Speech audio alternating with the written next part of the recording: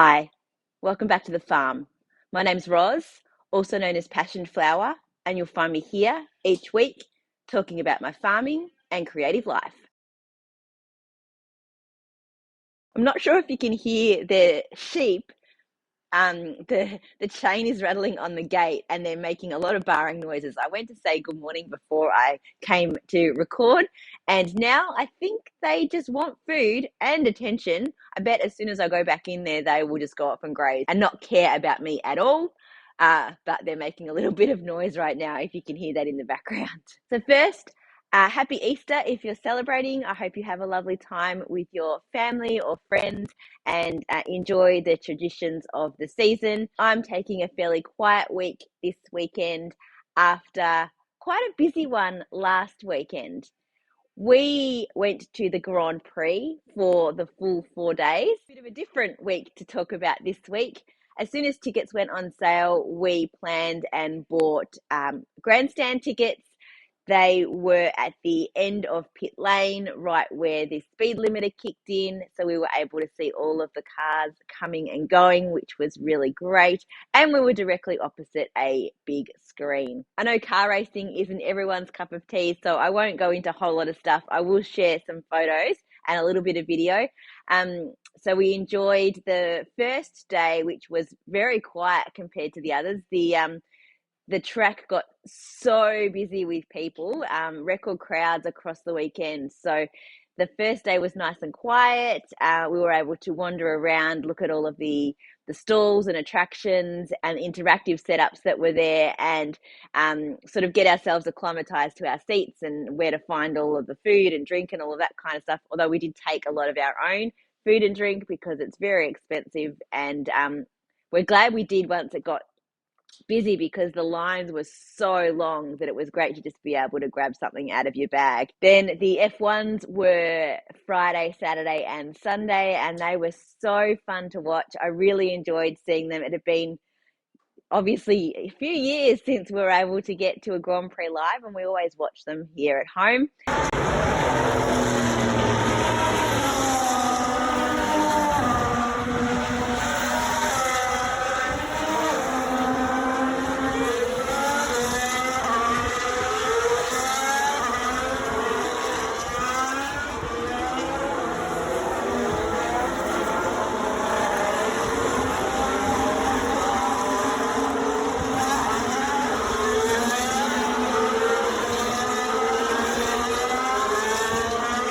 We all had our earmuffs on with the trackside radio playing, which looked a bit daggy, but made it so much easier to be able to keep track of everything that was happening around the rest of the track. The race went by so quickly, which was kind of sad, but also really good, because it was a really interesting race and it was really fun to watch and to be there live. But it was a great few days, and it was really good to do something out and about in the city, even though there were so many people, way too many people than I would choose to be around. But for the spectacular of the event and for seeing all the F1 cars, it was just fantastic. So while we were away at the Grand Prix, Mum came up to the farm and she looked after all of the animals. She also did a whole lot of planting out here in the shed garden. Thanks, Mum. I think she planted about 30 different plants, shrubs and flowers and things like that, to spread out in amongst what was already there near our rhubarb, and then down in between the two vegetable boxes. So I am watering those in over the next few days to make sure that they take. Obviously, we will lose some of them. That's just how it goes. But it will be nice to have coverage through that area so that we don't actually end up needing to mulch quite as much, and it will hopefully suppress the weeds as well. And it will look beautiful. There'll be flowers, different coloured foliage, attract the moths and the butterflies and the bees. And that's really what I want from that garden out there, to sort of be a cottagey kind of garden that incorporates some natives and also some other plants and flowers as well. The sheep were fine while I was away. I didn't have to leave any food for them. There is enough in the paddock, although after this, I am going to put the sprinkler back on in their paddock for a little while today to just try and promote the grass a bit more while we've got some warm sun happening in these next few days. It'll be good to get some water on it to help promote the grass growth. But they're so cheeky. So every day I normally give them some grain and one bag of hay, which they don't really need, as I said, but it's sort of like their treat, and it's time that I spend out with them in the paddock. So it would have only been like a day and a half, 2 days where they did not get a bag of hay. So I got one in to them on the Saturday morning, and then we were back on the Monday and they got a bag of hay there. So they only really missed out on one bag of hay for the whole weekend. And they started in on the trees that I have with the wire around them. They managed to, so I've got the strong wire and then the chicken wire on the inside, and they managed to get their heads through the strong wire and push the chicken wire in as far as it would go, and they've taken all of the ends off the grevillea, which was starting to look quite bushy. Not anymore. So what I'm going to have to do is get the clips that we use to hold wire together and pull the chicken wire out and actually attach it to that stronger wire so that they're not going to be able to push back in on the chicken wire. I think I'll do that with the 3 so that it gives the trees some room now to expand now that they're starting to get a little bit bigger, not the grevillea, but the other 2. So that they are going to start to bush out and hopefully get taller as well, so that there hopefully will become a point where I can get the wire off. They might be able to eat down the lower parts, but there will be enough higher up that it will continue to grow and thrive, and they will get shade as well. It's been a while since I created a new colorway. I haven't had a ton of inspiration, but I've actually really been enjoying just re-dyeing my colors from my recipes. I think the most recent color that I created was Forget Me Not, and that was sort of part of that whole theme of colors, and I'd had that in my mind for quite a while, and I then just went ahead and dyed it to add to that collection of flowers. This past week, I've taken quite a few photos of autumn leaves, the different colours of autumn around here in the Yarra Valley. And my plan today is that I've already got some yarn soaking in the sink, is that I am going to have a bit of a play in the dye pots and try and come up with a new autumn colourway. I have a little mini skein in there so that I will get some feedback straight away from the colour. I'll be able to knit myself up a small sample. I'm also planning to dye up a few of my regular colourways to just restock for the next yarn retreat market, which is coming up.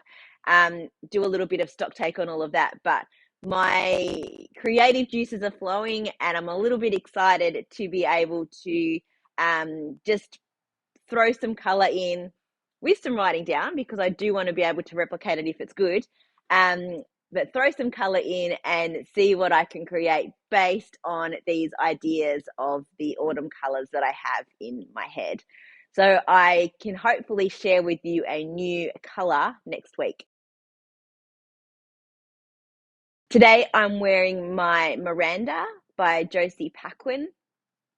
I knit this back in March of 2015 and it only took me a month to knit. So another quick knit.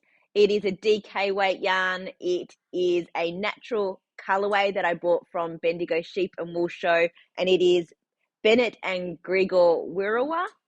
It is lovely. It's washed up really beautifully and soft. It had a little bit of tooth when I was knitting with it, I remember. But over time with wearing and washing, it's become a really soft and comfortable jumper to wear. The only real detail is this cabled section down the front, which is only like a small panel. And then it has a kangaroo pouch in the front, which is quite nice to be able to pop your hands in and keep warm. It is getting a little bit warm here already, so I don't think this is going to last very long, but this morning was a bit cool and misty, so the jumper needed to go on as I made my walk over here to the shed. 4 days at the Grand Prix meant that I didn't have my knitting with me for a lot of that time, but I did still get a little bit of progress done. I finished my feels like home socks, except for weaving in the ends, but I never count that, especially when they're for myself, because I normally end up just like poking them back inside. So they are all done.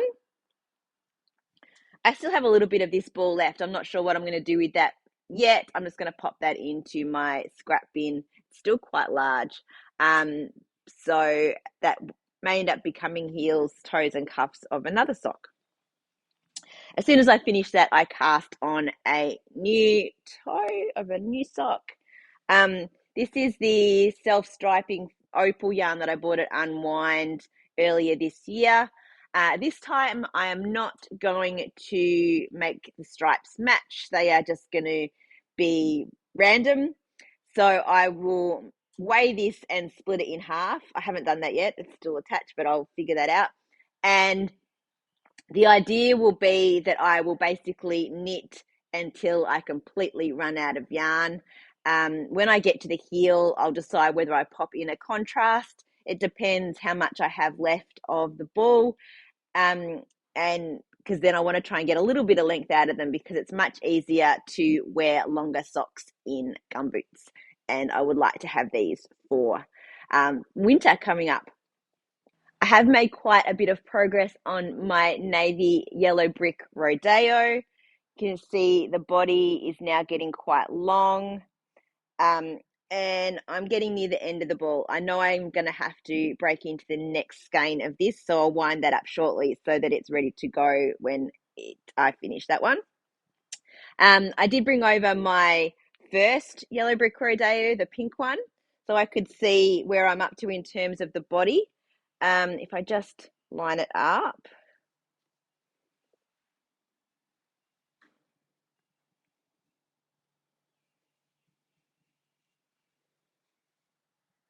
So I've got about that much still to knit on the body before it's done. So a little bit to go, but it is going really quickly. And now that I kind of have a gauge of where I'm up to, I was getting hesitant because I thought I was getting closer to the end. I'm not quite. So I can just sit and knit and not think about that too much. And but that should be done soon because it is knitting up really quickly. And of course, I did also knit on my Spectra, but nowhere near as many wedges as I've done in the past few weeks. In fact, only 3. Uh, but I think that's because I was quite busy this week. And even though this is now a pattern that I can just do without looking at the notes in terms of what row I'm up to, I do still have to concentrate to make sure that I am doing the right row. And I have been a little bit tired this week, and I was doing one of the wedges and I kept knitting with the blue all the way across to the end, and I had to pick it out. So I just thought it was better to put this down until I was focusing a little bit more. I am seeing the green come through in there. It's probably not going to show up on the camera, but it is starting to transition. And the ball